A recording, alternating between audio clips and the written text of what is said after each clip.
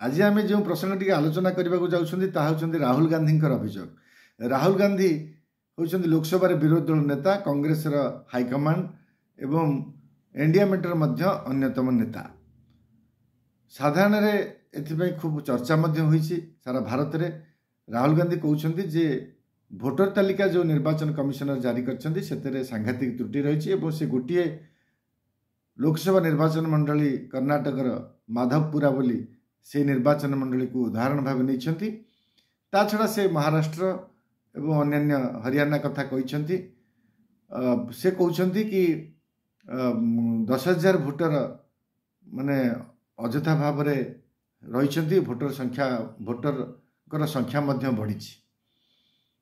केते गुड़िए निर्दिष्ट अभियोग सी अनुसंधान करिकी रखिछंती साधारण सांबादिक मानक निकट में, किंतु यार लिखित अभियोग जो नीति नियम अनुसार करिकी राज्य निर्वाचन अधिकारी निकट में निर्वाचन कमिशन को उद्देश्य प्रेरण करने कथा ताहा से करना।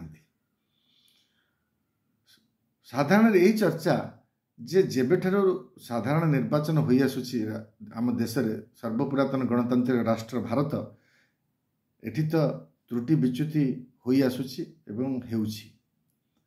राहुल गांधी जो त्रुटि विच्युति कथा कहते ता केवल माधवपुरार नुहे, तांका अभियोगर सत्यासत्य निश्चित अच्छी, किंतु से अभियोगरे से निजे संश्लिष्ट नुहंती कि बा दायी नुहंती कि प्रश्न होचे जे जो अभियोगटी से व्यवस्थापक उपर करुछंती। निर्वाचन कमिशनर गोटे स्वयं शासित संस्था भारत में, तांकर नीति रही आईन रही, किंतु बिना राजनैतिक दल बा नेतांकर परामर्श बा बिना नेतांक निर्देश रे से माने बा निर्वाचन कमिशनर निर्वाचन कर दे पारिबा संभव कि? ये कथा राहुल गांधी सहित जो मैंने प्रश्न उठाउछंती से माने थोड़े चिंता करंतु। अर्थात जेतेबेले निर्वाचन घोषणा हब बा निर्वाचन तारीख घोषणा हवा पूर्व सारा देश में विभिन्न राज्य रे राज्य निर्वाचन अधिकारी माने प्रति वर्ष भोटर तालिका संशोधन प्रक्रिया करिथांती। अर्थात नुआ भोटर सामिल हेबे एवं जो मृताहत व्यक्ति माने बा जो माने मृत से माने भोटर लिस्ट रु कटिबे। किंतु ये सब क्षेत्र में आम देश में कौन कड़ाकड़ी आईन लागू होइछि कि? जने साधारण भोटर जेतिकी क्षमता नेतांकर भोट दान रे सेतिकी क्षमता, किंतु जने नेता कहीं केते गुण रे क्षमताशाली एइथिपाई जे सीए निर्वाचन रे जदि विजयी हुअंती ताले क्षमतार स्वाद से चाखंती एवं आसन अलंकृत करी निर्देश दियंती व्यवस्थापक को एवं साधारण जनता को मध्य परिचालित करती। यदि भोट तालिका प्रस्तुति रे त्रुटि विच्युति अच्छी कौन गोटे वर्ष रे भोट तालिका प्रस्तुत हो जाउची? भोटर तालिका हेला बेले बारंबार दिया जाउची, विज्ञापन दिया जाउची, जनसचेतनता करा जाउची। कौन आमे माने सही अनुसार आमर भोटर लिस्ट रु ना काटुचे कि? गोटे लोक 5 जगह तार भोटर लिस्ट धरिकी बुलुछंती, तांकर गोटे खुशी आनंद। से माने निर्वाचन कमिशनर अनुरोध को आदौ कर्णपात करूना। आपण कहूना टीएन सेशन निर्वाचन कमिशन को परे सी जो कटकणा सब करुले थरहर करुले तापरठारु भारत वर्ष रे निर्वाचन आईन को कौन किए एमती किए से मानुछंती? से राहुल गांधी दल कौन मानुछंती? कांग्रेस दल मानुछंती?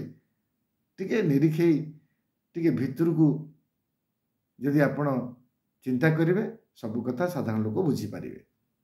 अर्थात जेतेबेले तालिका संशोधन होउची सेतेबेले नेता माने करूछंती कौन, केउंठी बसिछंती, कौन चिंता करूछंती? ये प्रमाण किए से आमको देबे कि आमे तांको स्वागत करूछु, आह्वान करूछु जे भारत सारा भारतर राजनीतिक इतिहास देखिबा तेबे 50-60 वर्ष धरी जीए एमपी होइछंती, जीए एमएलए होइछंती, जीए मेयर होइछंती, जीए म्युनिसिपालिटी अधिकारी होइछंती, माने सभापति होइछंती, निर्वाचित प्रतिनिधि सब होइछंती, ଆପଣ ଦେଖିବେ ପାଖାପାଖି ପାରିବାରିକ ଭାବରେ ସେ ଗଢ଼ି ଆସୁଛି।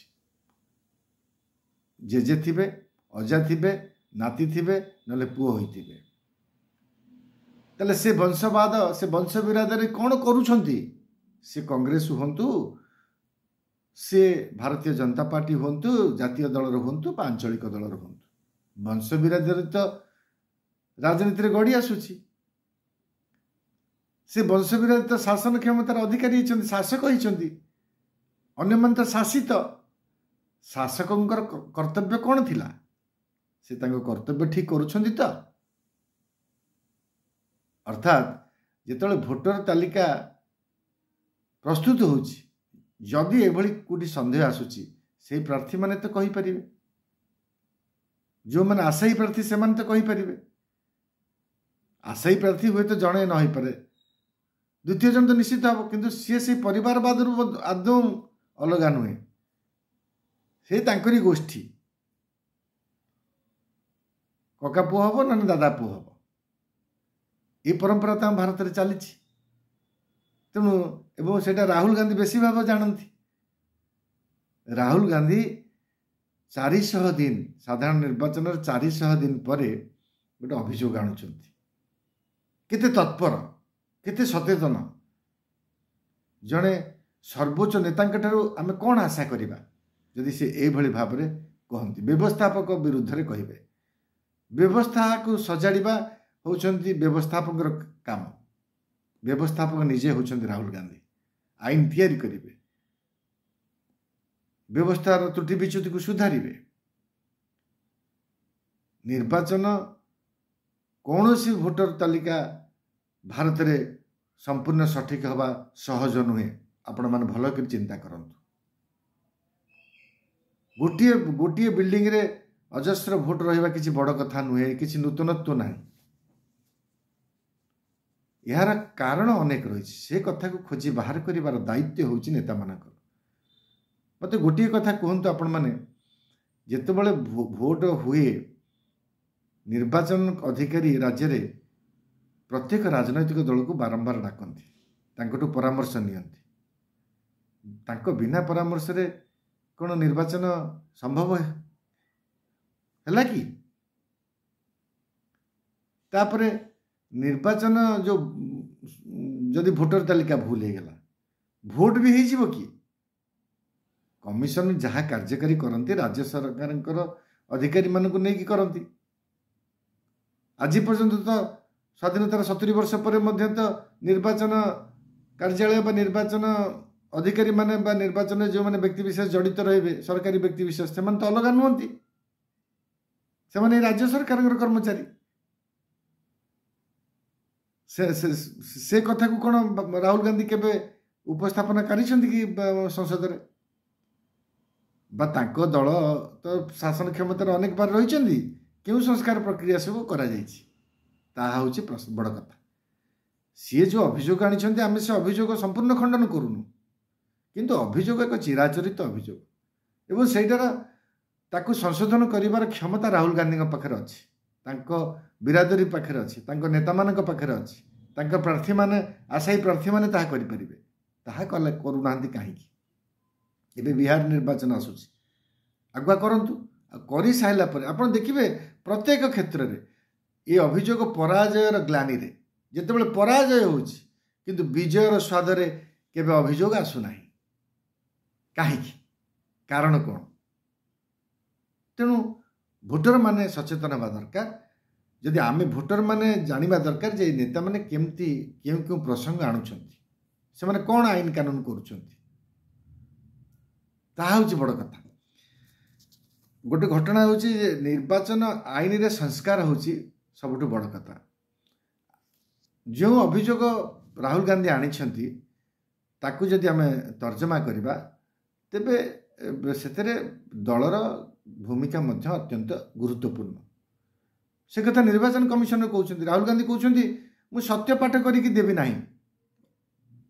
ଯଦି ରାହୁଲ ଗାନ୍ଧୀ ସମ୍ବିଧାନର ଆଇନକୁ ସମ୍ମାନ ଦେଉଛନ୍ତି ଏବଂ ସମ୍ବିଧାନର ବହି ଧରିକି ବୁଲୁଛନ୍ତି, ସେ କହୁଛନ୍ତି ଅନେକ ବାର ସମ୍ବିଧାନର ଆଇନ ଅନୁଯାୟୀ ଶାସନ ହେଉନି, ତେବେ ନିର୍ବାଚନ କମିଶନର ଆଇନ କ'ଣ କହୁଛି ଯେ ଆପଣଙ୍କର ଲିଖିତ ଅଭିଯୋଗ प्रकृत प्रॉपर चैनल ହେଇକି ଆସୁ सत्यपाठ प्रदान करंतु एवं आमको जनातु राहुल गांधी कहते मुझे जहाँ कहली आप सत्यपाठ भाव ग्रहण करंतु आमे तांकु विनम्रतार सहित प्रश्न करने चाहूँ जे आपण तो आईन रक्षक आईन तो आपण मान तैयारी करछंती आपण जदि प्रश्न करेंगे आईन को मानवे नहीं ताले भोटर मानवे तो से तो कठोर दंड विधान है ना बा कहीं जर्जरित होना कहीं भोगी ना बोली तो आज भोटर तालिकार ये सब कथा आसूची जदि से कथा ही जाता माने कौन कंपलसरी सिस्टमटा इम्प्लीमेंट होता ताले अनेक कथा होता बा निर्वाचन कार्यालय निर्वाचन कर्मचारी अधिकारी सब स्वतंत्र भाव में सारा भारत में रुहते ताले एत कथा भी होता नहीं। हाँ ये गोटे आउ गोटे कथा कहूँ जे गोटे ओडिशार भारतर गोटे अन्यतम राजनैतिक दल आंचलिक दल बिजु जनता दल बिजु जनता दल मध्य बहु विलंब माने 5 थर क्षमतार रहिला परे शेष थर को गोटे बड़ अभियोग निर्वाचन कमिशन को विरुद्ध में करते निर्वाचन रे केमिति माने बूथ रे पड़िथिबा भोट केमिति बदली जाउची गणति दिन ताहा हेथिबो एतरे आमे अराजी नु एवं बिजु जनता दल मध्य प्रॉपर फोरम रे जाई तांका शालीनतार सहित अभियोग करछंती तांका सुप्रीमो को निर्देश रे किंतु तांको सुप्रीमो जे नवीन पटनायक तो मुख्यमंत्री थिले ना जेतेबेले पर्यंत भोट गणति चलथिला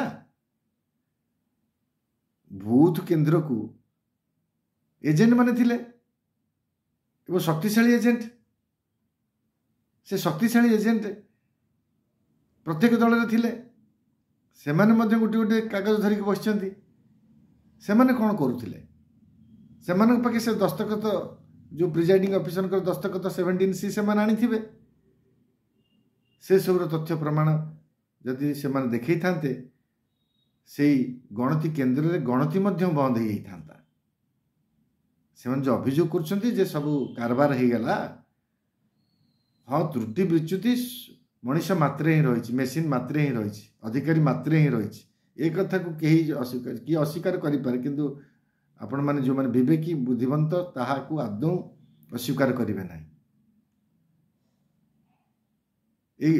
जो राजनीतिक दल एजेंट माने ठीक भाव में कार्य करती जदि अधिकारी माने मध्य बेले बेले तांकर फॉर्म पूरण करि पार न थांती से माने करंती कि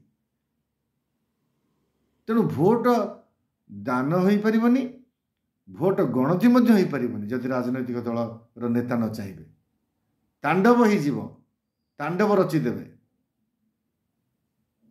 गोटे बूथ रे गोटे अजणा भोटर आसी भोट देदेव यहाँ संभवपर होमिति 5-5टी 7-7टी एजेंट सब बसी थे तो धरा पड़ से तो उत्तम मध्यम हो भोट दान प्रक्रिया बंद हो तेणु खाली आम अभियोग करुचे राजनीति करने ये सस्ता राजनीति करी साधारण केवल भारतवर्ष को थरहर करवा जदि आमर कर्तव्य हुए तेबे ईश्वर आसिले ही परिवर्तन करें ना। सर्वशेष गोटे प्रसंग आम गोटे कथा कहवाई चाहूँ जे निर्वाचन अरे खर्च प्रचुर परिमाण हो जहाँ आयोग स्थिर कर जड़े एमपी जड़े एमएलए ताठार कहीं केते गुण गोटे एमपी टे जीतवाई 50 कोटी 60 कोटी 100 कोटी टंका से खर्च कर जड़े विधानसभा विधायक हाँपाई 5 कोटी 10 कोटी पर्यंत खर्च हो कौन आयोग से ही कथा स्थिर किंतु आमे मन तो मिथ्या सत्यपाठ दाखल करी हिसाब दाखल कर दूचे इलेक्शन कमिशनर पाखे एक कथा किए कर राजनैतिक दलर नेता माने करुछंती प्रार्थी माने करुछंती ना नहीं से कौन राहुल गांधी दल ना से कौन भारतीय जनता पार्टी नहीं विजु जनता दल नहीं समस्ते अच्छा किंतु ईश्वर नाम मिथ्या सत्यपाठ दाखल कर आम खूब कम पैसा खर्च कर नेतागण हे नेतृत्व हे हाइकमांड जो मैंने आप निज निज कहते आपण मन केवल एति विनम्र निवेदन जदि एते अर्थ नहीं आपण पाखे वास्तव में निर्वाचन रे प्रतिद्वंदिता करने परिचालना करने तेबे आपण गोटे ସୁନ୍ଦର କ୍ୟାଡର ତ ତିଆରି କରିପାରିବେ, ଯେଉଁମାନେ କି କେବଳ ନିର୍ବାଚନ କଥାକୁ ଲକ୍ଷ୍ୟ କରିବେ, ଦେଖିବେ। ଯେଉଁ ପ୍ରାର୍ଥୀମାନେ ଆଶାୟୀ ପ୍ରାର୍ଥୀମାନେ ଅଛନ୍ତି ସେମାନଙ୍କୁ ତ ଆପଣ ପୂର୍ବରୁ ସଚେତନ କରିପାରିବେ ଯେ ଆପଣ ଆପଣଙ୍କ ଅଞ୍ଚଳର, ଆପଣଙ୍କ ବ୍ଲକର, ଆପଣଙ୍କ ନିର୍ବାଚନ ମଣ୍ଡଳୀର, ଆପଣଙ୍କର ୱାର୍ଡ଼ର ଭୋଟର ତାଲିକାକୁ ତୀକ୍ଷ୍ଣ ଦୃଷ୍ଟି ଦିଅନ୍ତୁ ଏବଂ କେଉଁଠି ଭୁଲ ହେଉଛି ସଦଳ ବେଳେ ଆସିକି ନିର୍ବାଚନ ଅଧିକାରୀଙ୍କୁ ଜଣାନ୍ତୁ, ରିଟର୍ଣ୍ଣିଂ ଅଫିସରଙ୍କୁ ଜଣାନ୍ତୁ। ସେ କଥାକୁ ଯଦି କରିପାରୁନାହାନ୍ତି, ଏମାନେ ନିର୍ବାଚନରେ ଅର୍ଥ ମିଳୁନାହିଁ ବା ପ୍ରଚୁର ଅର୍ଥ ଖର୍ଚ୍ଚ କରୁଛନ୍ତି, ଏସବୁ କଥା ହେଉଛି କେମିତି? ଆଶା କରିବା ଏ ହୀନ ଉଦ୍ୟମରୁ ସେମାନେ ଦୂରେଇ ରହିବେ ଏବଂ ନିର୍ବାଚନ ବ୍ୟବସ୍ଥାରେ କେମିତି ପରିବର୍ତ୍ତନ ଆସିବ, ସଂସ୍କାର କେମିତି ଆସିବ ସେ ବାବଦରେ ଚିନ୍ତା କରିବେ।